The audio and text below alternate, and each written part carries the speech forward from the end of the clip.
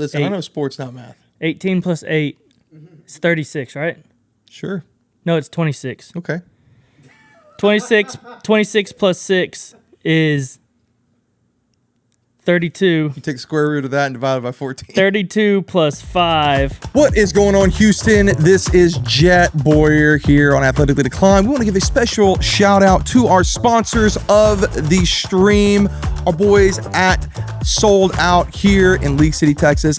Also, want to give a special shout out to the best gym in the Friendswood League City area, The Sanctuary. If you guys are looking to achieve your fitness goals this year, look no further than The Sanctuary. Also, too, special shout out to Throat Apparel, Tilt.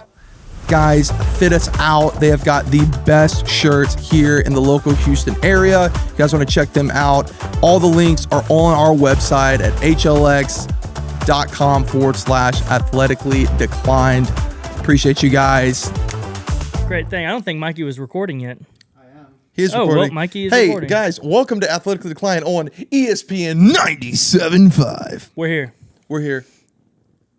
I'm not going to finish that. We are here. Yeah, we're here, and we're happy to be here. Jet, A-Train, boys, it's great. As you heard, the golf games were going. I do want to open this up by shout out our newest sponsor, our boys over at Upper Deckies. Fantastic. You guys trying to get your caffeine fix. You want something a little healthier, right? You want something with coconut fibers, 0 sugar, and 200 milligrams of caffeine. Look no further. Upper Deckies, baby. Also, 0 nicotine in them. 0 nicotine. I'm going to pure pop one in energy right now. Look at these bad boys. A little thicker, a little thick boy. That's okay. Right here, we got the Juicy Pillow Punch. Fantastic. Get them in there. These are going to go great in our Buzzin' Heater cases. Oh, shout out Buzzin' Heaters. Code 8010. Get 10% off. And we got our own line. Check that out too. Oh, great sponsors. And Busy Box, bro. Busy Box. This is freaking awesome. If you guys don't know, like, it is a lot of really cool things. Like, hey, we're busy. And it's a box, right? We're recording. Hey, don't knock, enter, or talk. Throw a little ESPN up there. Throw a little ESPN up there, but throw it on air. We're on air. So yeah, we are on air. Shout out BusyBox. The guys over there are freaking killing it. You can go on to busybox.com. You can find your BusyBox. They have a couple different ones. This is the I don't know what the actual name for this one, but this is the one that you can do GIFs and digital graphics. They have one that's just like panels, like old school. You can do that as well. And this pops off, so you can change these. Little magnet. Really nice, dude. Really, we need really a 42-inch one next. Yes. Shout out. Put it right here in between us. Come on. Pause. Anyway. So, we were going to talk baseball. We were going to talk, but dude, we can't not talk football this week, especially when Trevor Lawrence is getting the absolute, Mikey, get the censor button ready, getting the dogs beat out of him. Yeah, it was a rough weekend for Trevor Lawrence and a cheap shot by one of our Houston Texans. Man, I've been seeing a lot of things coming out. A lot of people saying that you shouldn't do that. You know, it's a cheap shot, obviously. Yeah. A lot of people saying on NFL or on Get Up this morning, they were talking Rex Ryan and Dan Orlovsky. Quarterback shouldn't be sliding when you're about to be hit. I don't believe that's true. I mean, they're trying to say that this is kind of a quarterback issue. I don't see it being a quarterback issue. Also, the quarterbacks, I understand they're very well protected. But if I was to say name 3 NFL players, who would you name? Who would I name? Yeah, just Patrick Mahomes, Josh Allen, Aaron Rodgers. All right, and what 3 positions do those play? Quarterback. Exactly. If you lose your quarterback, you lose your franchise. 1,000%. That's basically what it is. If your quarterback goes down, your product goes down. It makes the NFL game worse. So it is a little soft at times with the roughing the passer and things. But these kind of hits, they're inexcusable, and I do not think that they should change anything. I mean, he should be suspended. He should get fined. And he's got kind of a track record of doing this. He has had a few cheap shots in the past. But then I also saw DeMeco come out and say that the Jacksonville Jaguars players were overreacting a bit. If someone was to lay the lumber on C.J. Stroud like that and C.J. was out, would you expect your players to act the same way? Absolutely. I mean, you can't just say that because it's another team. You want to give an example? How about last year when Quentin Williams had the dirty shot on C.J. Stroud? I still have some of the guys talking to me about that every time that the Jets play the Texans. Oh yeah, Quentin, because he's freaking dirty, hit C.J. Yeah, it's the same thing. Like, I will say this, like, there's two parts to it. Like, I do kind of fall in the category just a little bit where it's like, yeah, if you see the big hit coming, like, don't slide like a traditional slide. I don't know if you've I watch like how Lamar slides. Sometimes Pat Mahomes will do this where they'll slide and they'll kind of turn themselves. They're doing baseball slides. Yeah. Yeah. We should be sliding better. Like, I think that's maybe the consensus for me is if you're sliding right there, like a traditional way, you're exposing your upper body. Like, there's sometimes only so much a defensive player can do to get around that, because what is their goal? Stop the play. Put your body into that player. And yeah, like the way he went into it, he could have done better. Like, you could have jumped over, you could have rolled off, you could have put your hands out, something. But that's not what he did, dude. He tried to knock his block off. That looked like mid-2000s New Orleans Saints style of like smash football right there. Yeah, I mean, Trevor could have done a better job at sliding, obviously. Yeah. But at the same time, you know that he's going to slide. He's not going to try to truck you. Right. And then this morning I saw them talking about changing how quarterbacks slide. Maybe you should dive at their ankles. Well, you're going to get kicked in the head for one. Easy. And then whenever you break an ankle from a quarterback diving into your ankles, then there's going to be complaints about that. You're going to get a bunch more shoulder injuries on quarterbacks. Mm-hmm. I just don't think diving at someone's feet It was a bad play, Alex. It was. It's a bad play. Like, it is what it is. Like, there's no way around it. He should not have it. If you didn't know any better, you didn't know like the context or anything, you just watch it and go, that's targeting. Yeah, absolutely. That's exactly what it looks like. You shouldn't be leading with your forearm if you're just trying to jump over him. Yeah, 100%. Especially with that big old brace on. And here's the other thing, too. Did it really benefit them? Because Mac Jones was slinging that thing, bro. Yeah, I mean, there's an argument to be made that there was a quarterback upgrade once Trevor Lawrence went out. Whoa. Can you say that again? No, I will not say that again. Because hot take here, I am a Trevor Lawrence believer. Wow. I think that Trevor Lawrence can be a good quarterback. I don't think he is right now, but I do think that he has it in him.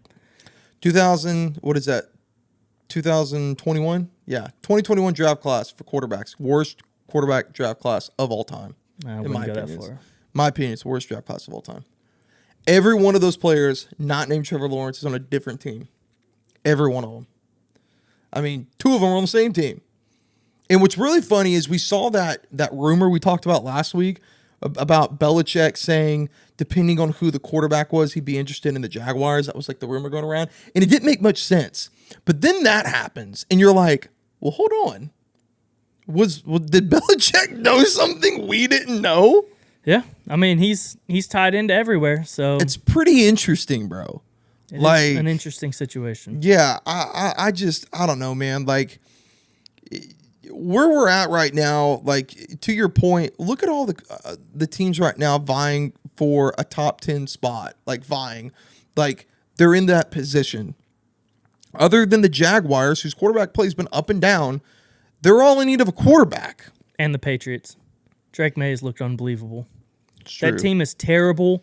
Everyone not named Drake May is terrible, but Drake May is balling out there. These were my rankings. I just want to put this out here. I had Jaden Daniels, I had Caleb Williams, I had Drake May, Michael Penix, which we don't know what Michael Penix is yet. Maybe we'll find out here in the next few weeks. Then I had Bo Nix. Bo Nix looked pretty good too. Bo Nix is arguably rookie of the year. Jaden Daniels still for me. Still Jaden Daniels for me. He's got better numbers. He's leading rookie quarterbacks. Bigger games. Passing touchdowns. Bigger games. I look at the games too. Like Jaden Daniels. But if you go back and you look, without that Hail Mary, and I understand it did happen, I mean, that team is not good. Again, to me, I'm going to go. And it's a numbers game. Yeah, it is a numbers game. They have flipped completely to where Jaden had such a hot start and has cooled off. Bo had a rough start and has just gone off the rails. My thing still is, like, if I'm looking at who's, like, it's hard for me to separate who do I think the better quarterback is versus who's going to win Rookie of the Year, because, yes, it is a numbers game. They are going to look at numbers. But to me, I will go back to Jaden Daniels versus Lamar Jackson, and that was an absolute battle. Like he went toe-to-toe with Lamar Jackson and almost won. Like, that was, to me, like, my going, yes. Like, you were going to But at the same time, who's doing more with less? Yeah. I mean, yeah, 100%. I mean, what's Cortland Sutton out there, and that's it? Cortland Sutton, you got Mims.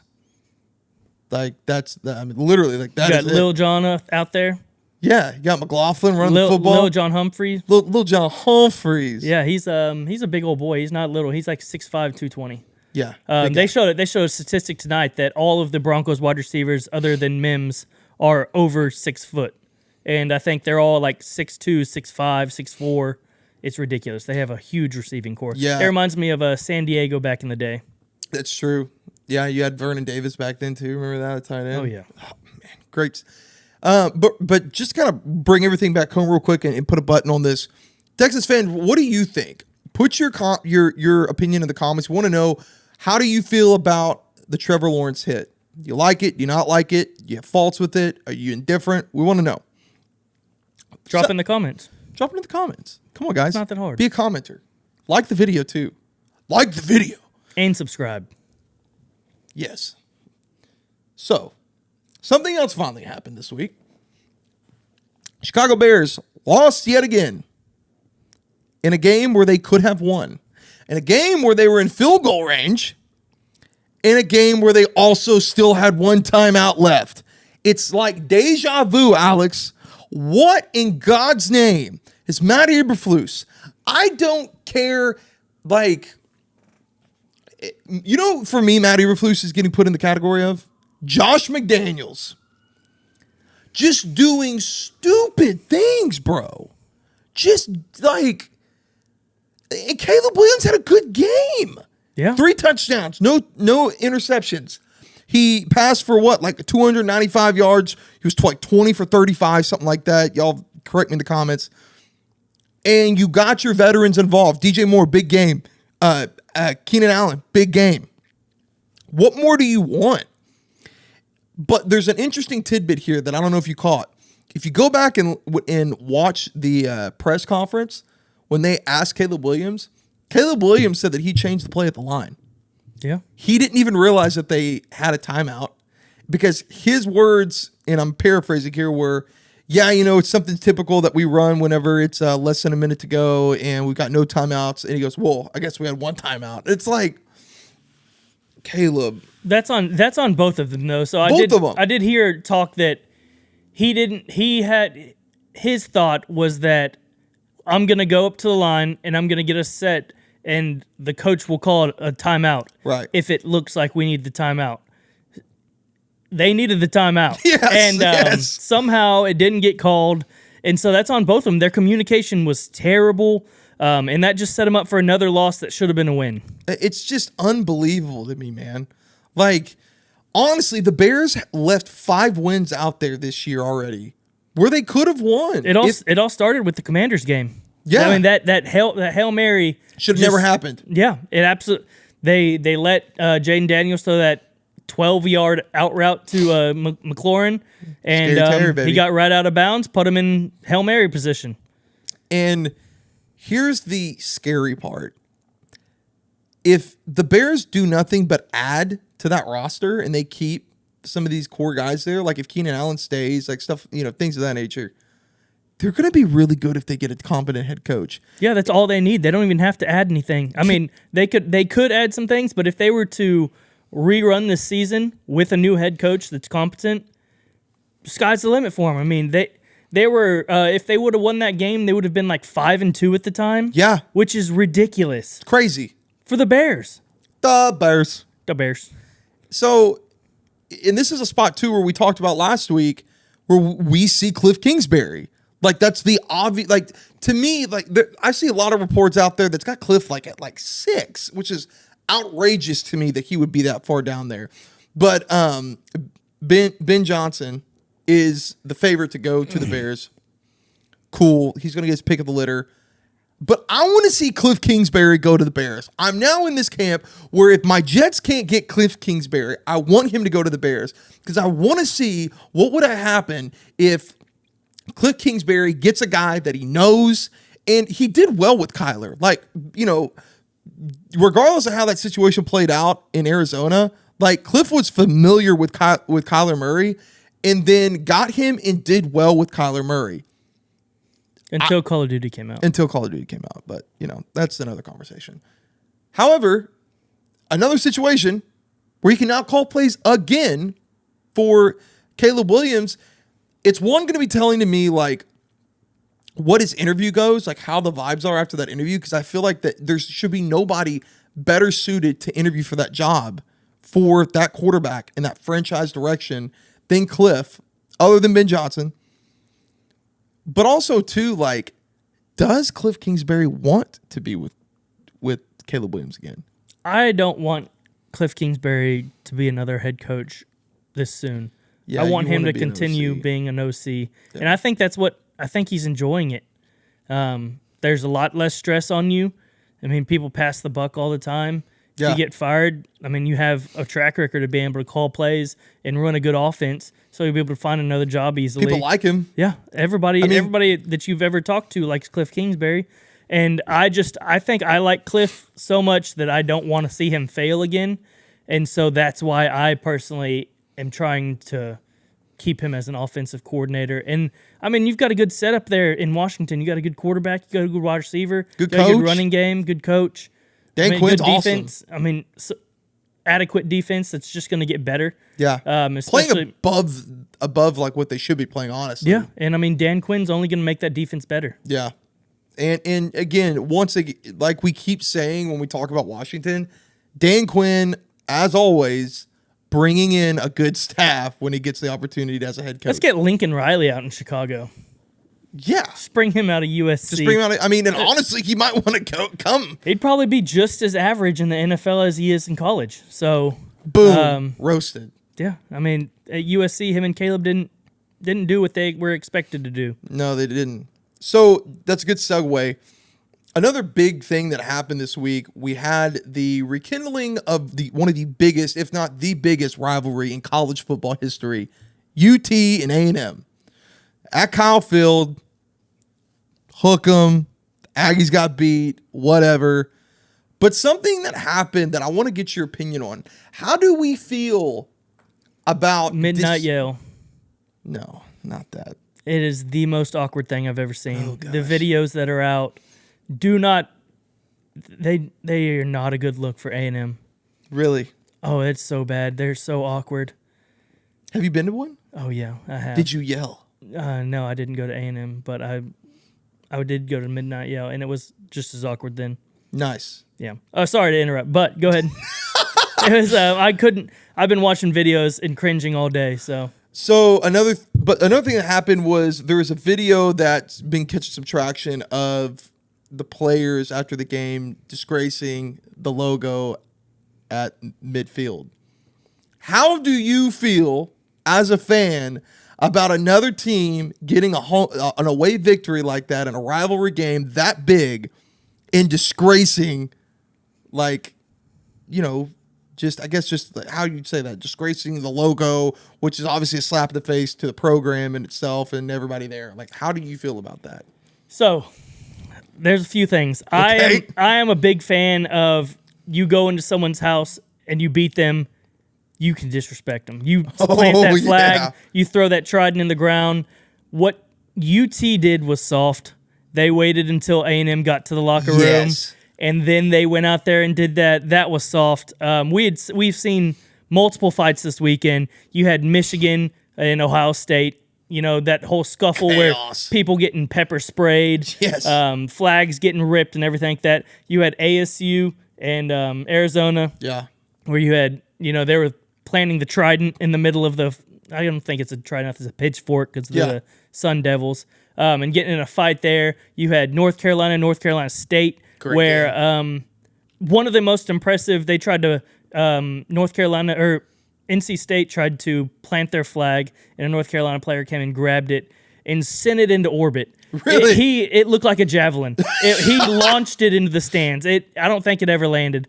But all we're weekend, still tracking it, ladies and gentlemen.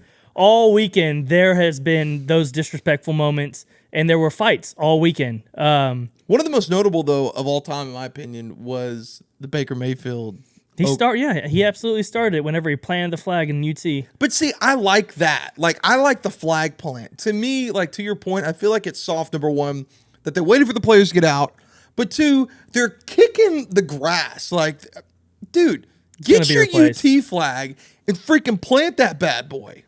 Yeah, like I said, I'm a big fan of planting the flag. And I do believe that they will be outlawing it. They will be... Really? I mean, outlawing, whatever you want to say. They're going to be fining the schools moving forward, and there's going to be an emphasis not to do it because of how many brawls there were. I'm okay with them fining just because there were so many fights, and that Ohio State, Michigan one did get quite a bit out of hand. That got really out of hand. But also, if you have that much fight after the game, you should have that much fight during the game. True. And a lot of those teams didn't have that fight. Texas, they won. They didn't look great against A&M. They let them come back. They throw up. Neither team wanted to win that game. They were both turning the ball over like crazy. What was it, 17-7? Something like that. It ended up being closer than it should have been. UT should have just stomped on them. Yeah. But yeah, I'm a big fan of planting the flag or, pitchforks or whatever it is. I think if you don't want them doing that, then beat them. Then you don't have the problem. You don't have that issue. So protect your house.